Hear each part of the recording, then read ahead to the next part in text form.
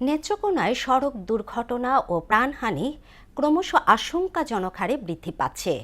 গত ৪ বছরে জেলার বিভিন্ন সড়কে ১৬৪টি দুর্ঘটনায় ১৪১ জন প্রাণ হারিয়েছেন, আহত হয়েছেন আরও ১৩৬ জন। অনিয়ন্ত্রিত গতি, ত্রুটিপূর্ণ গাড়ি এবং চালকের অদক্ষতার কারণে প্রায়ই ঘটছে মর্মান্তিক প্রাণহানির ঘটনা। মলয় রঞ্জন সরকারের প্রতিবেদন, জানাচ্ছেন মাহমুদা আক্তার।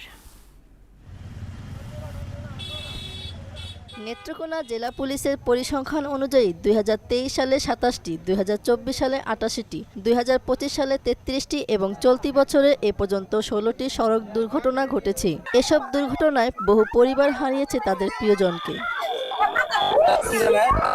সম্প্রতি নেত্রকোনা ময়মনসিংহ মহাসড়কের ৪০ বাইপাস এলাকায় বাস চাপায় একই পরিবারের ২ মেয়েসহ মায়ের মর্মান্তিক মৃত্যু পুরো জেলাকে নাড়া দেয়। গুরুতর আহত বাবা এখনও মৃত্যুর সঙ্গে লড়াই করছেন।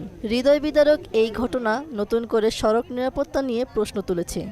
আমার ভাই ঈদ বাতালো না, এবার ঈদ করে আমার ভাই যাইতে লইছিলে, যাওয়ার অবস্থা আমার ভাই অ্যাক্সিডেন্ট হয়ে আমার ২ ভাই সেরি আর আমার ভাই বউ মারা গেছে। অ্যাক্সিডেন্টে ৩ জন মারা গেছে, আরেকজন মৃত্যু সদ্যহন আছে মবিষেক হসপিটালে মারা গেল, বা ওনার যে একজন মেডিকেলে আছে বা ওনার সরকারি যে অনুদানটা বা দেওয়া হয়, রাষ্ট্রীয়ভাবে দেওয়া হয় ওনার পরিবারে। সড়কে ৩ চাকার যানবাহনের বেপরোয়া চলাচল, অনুমোদনহীন ও ফিটনেসবিহীন গাড়ি, অদক্ষ ও মাদকাসক্ত চালক এবং যাত্রীদের অসচেতনতাই দুর্ঘটনার অন্যতম কারণ বলে মনে করছেন সচেতন সমাজ। পর্যাপ্ত পরিমাণে মাইকিং এবং বিলবোর্ডিং সিস্টেম করতে হবে, যার মাধ্যমে জনগণ সচেতনভাবে চলাফেরা করতে পারবে। অনুমোদনহীন এবং সিএনজি বা বিভিন্ন গাড়ি চলাচল করছে এই হাইওয়ে রোড থেকে এবং আন্ত যে রুটগুলো আছে সবগুলোতে একই অবস্থা। প্রশাসন যদি কঠোর ব্যবস্থা নিত, আজকে ওদের বিচার করতো, আজকে হয়তো দুর্ঘটনা হতো না। জনসচেতনতা বৃদ্ধি, ট্রাফিক আইন বাস্তবায়ন এবং ঝুঁকিপূর্ণ যানবাহনের বিরুদ্ধে অভিযান অব্যাহত রয়েছে বলে জানিয়েছেন পুলিশ সুপার।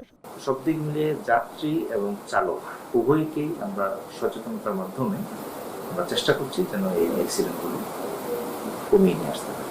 সড়ক নিরাপত্তা নিশ্চিত করতে প্রশাসনের পাশাপাশি চালক, যাত্রী ও পথচারীদের সচেতন হওয়া ছাড়া আর কোনো বিকল্প নেই বলে মনে করেন সবাই। মাহমুদা আক্তার, মোহনা সংবাদ।